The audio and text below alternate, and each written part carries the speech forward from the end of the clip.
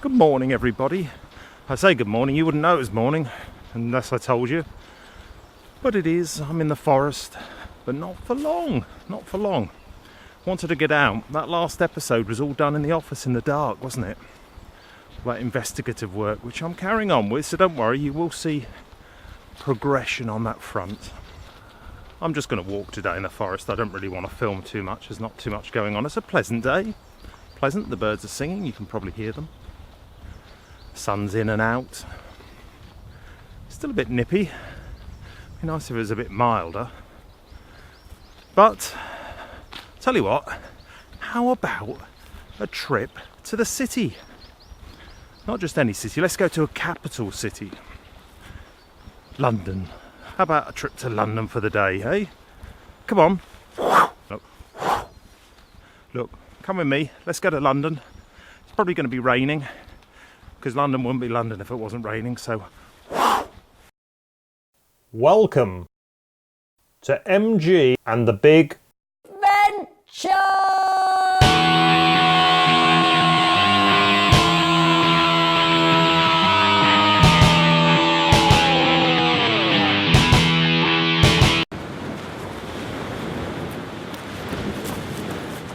So, if you didn't hear, it's MG and the Big Adventure now.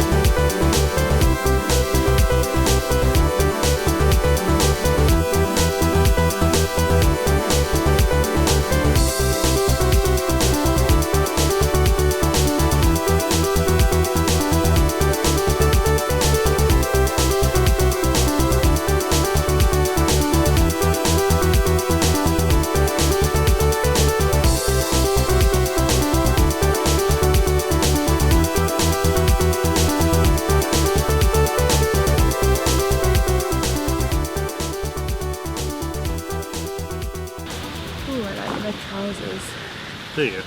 I like the skirt. Wow, gosh. It's not a skirt, it's shorts. And... Oh well. There's just in case you're wondering what we're talking about, is actually a guy. He's got a I had one of those. It's one of the the old gimbals that used to hold great big thing. Mechanic. And he's filming a couple of girls in some strange outfits, aren't they? I actually really like the red trousers. I know you do. The heels. That does looks nice. Yes, I must admit. So yeah, he's doing some sort of, I don't know, fashion-y shots maybe, I don't know. I don't think it's going to be a very good fashion shot. No, possibly not, but not hey. in what they're wearing. Maybe I'll, hey, let's flip to it.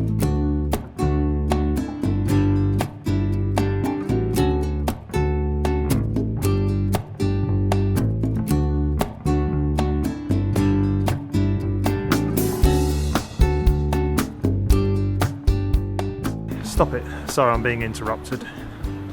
Welcome. If you didn't realise while I was driving along, I've headed to the big city as I mentioned before. So I've arrived and picked up this scallywag there. Look, New star of the show. the new star of the show, who's going to boost my ratings immeasurably by at least 3 From 1 to people 2 who know. people.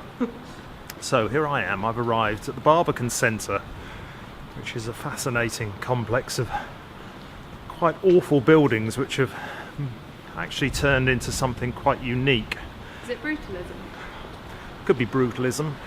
It looked pretty brutal when they first built it, but it's sort of caught on, and in the last decade or so has become quite iconic, really. Anyway, we're here to have a look at an exhibition, which, if I'm allowed to film it, which I probably won't, I'll show you. If I don't, then you won't. So in the meantime, here's a few little shots of the Barbican.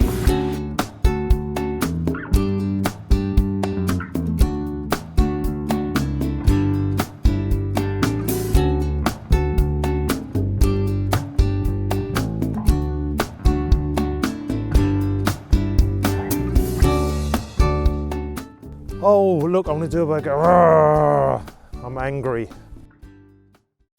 Or I was, anyway. And why was I angry?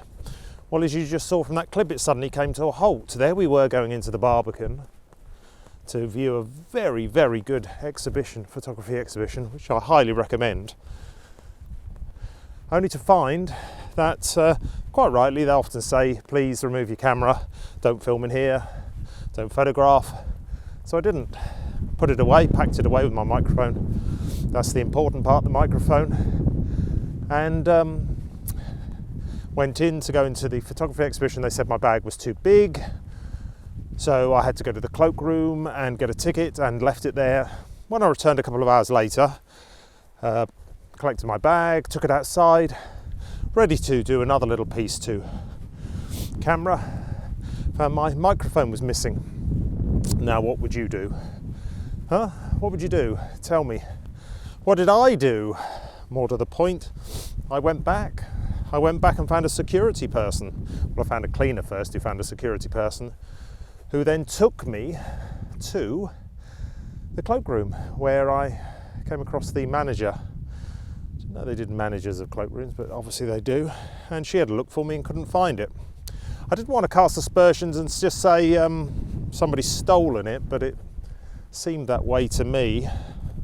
So I left my details, and they said if they came across it, they'd let me know. So about 7 o'clock in the evening, I received a call on my mobile to say, you're not going to believe this, but we've actually found your microphone.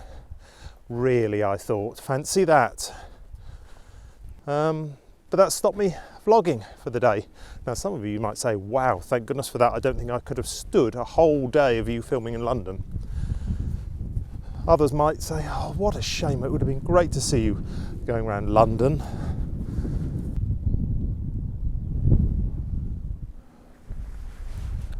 Oh.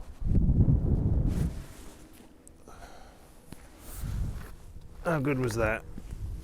How good was I at catching that? Huh? See, that's the that is the problem sometimes. That, you see, they are the wind's blowing hard, and it's on a monopod on a little stand, and it's wobbling a lot.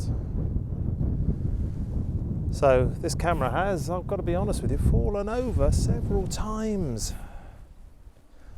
I'm at a quandary right now.